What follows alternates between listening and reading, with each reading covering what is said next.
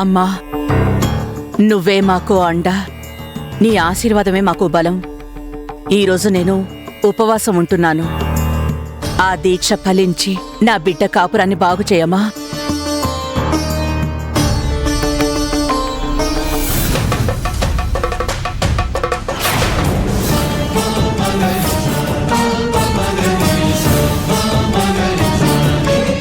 జ్యోతి, జ్యోతి, అమ్మా జ్యోతి. అమ్మా, ఏమైందమ్మా? ఎందుకు అరుస్తున్నావు? దీపం ఆరిపోయింది. దీపం ఆరిపోవటం ఏంటమ్మా?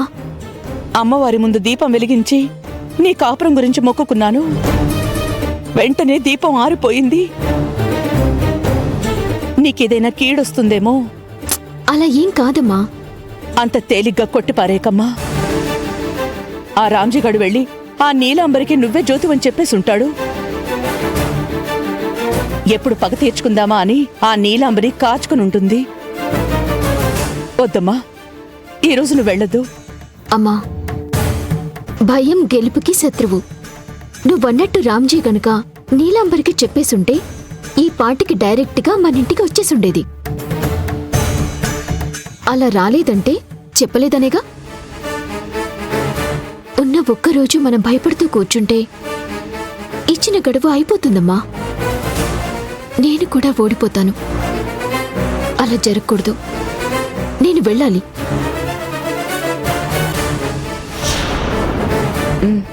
సరే జ్యోతి, ధైర్యంగా నువ్వు ముందడుగు వేయి. అంతా మంచి జరుగుతుంది. అలా కాదమ్మా. మాధవత్తయ్య వాళ్ళింటికి రమ్మని నీలాంబరి నాకు ఫోన్ చేసింది.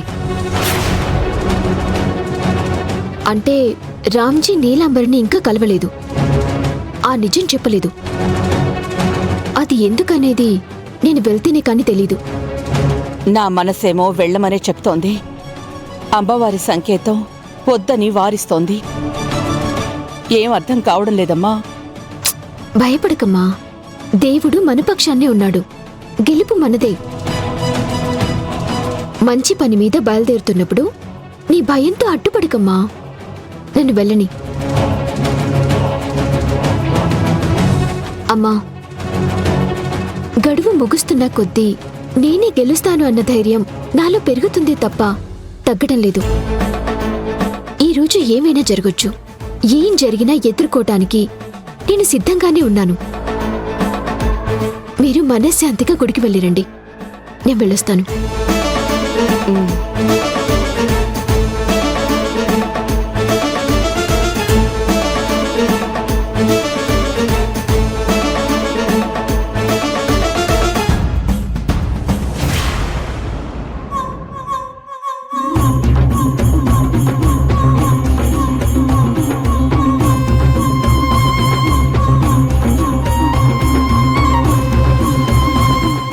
రామ్జీగాడు ఎక్కడికెళ్ళాడు?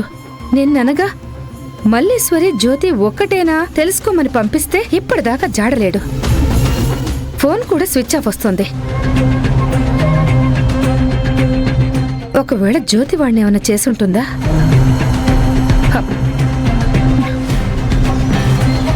లేదులే, అలా అయ్యుండదు.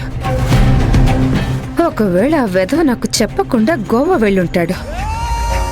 అసలు ఇదంతా ఎందుకు? నేనే మాధవి గారింటికి వెళ్తాను. ఒకవేళ రామ్జీ వాళ్ళకేమైనా ఇన్ఫర్మేషన్ చెప్పాడేమో.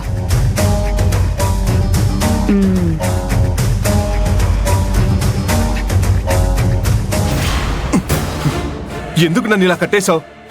నన్ను వదిలిపెట్టు. అరే, నువ్వంటే నాకు చాలా ఇష్టం. నువ్వు ఇలా చేయడం కరెక్ట్ కాదు. నోరు తెరిచావంటే నోట్లో గుడ్డలు కొక్కుతా. అది కాదు బావా. నోర్మోయ్, ఇంకా ఎంతకాలం రా మీ అక్క తమ్ముళ్ళ అరాచకాలు? వీడియో తీస్తావా? బావా, బావా వద్దు బావా. బావా వద్దు బావా. నిన్ను ప్రేమించిన మనసున్న భర్త మొదటిసారి నీకు చేరుకొనిచ్చాడు.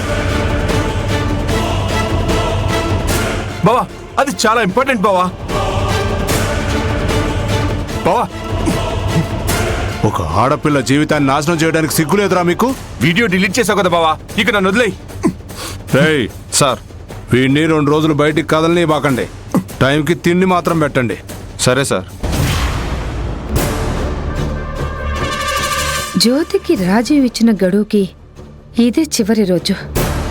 జ్యోతి దాక్కున్న చోటు నుంచి ఎలా బయటకొస్తుందో నేను కనిపెట్టాలి. నిజం ఎలా నిరూపిస్తుందో నేను చూస్తాను.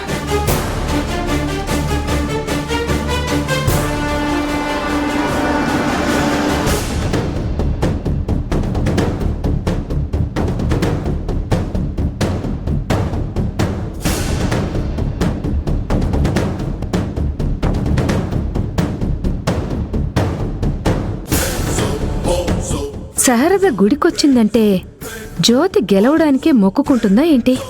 ఒక దమ్కి ఇస్తాను దీనికి.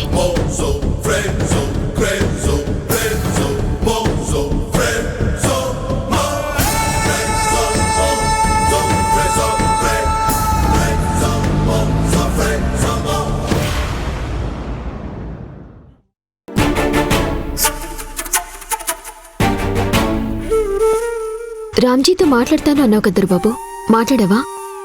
చాలాసార్లు ట్రై చేశాను జ్యోతి గారు, ఫోన్ స్విచ్ ఆఫ్ వస్తుంది. నేనే మల్లీశ్వరునని రామ్జీకి తెలిసిపోయింది దుర్బాబు.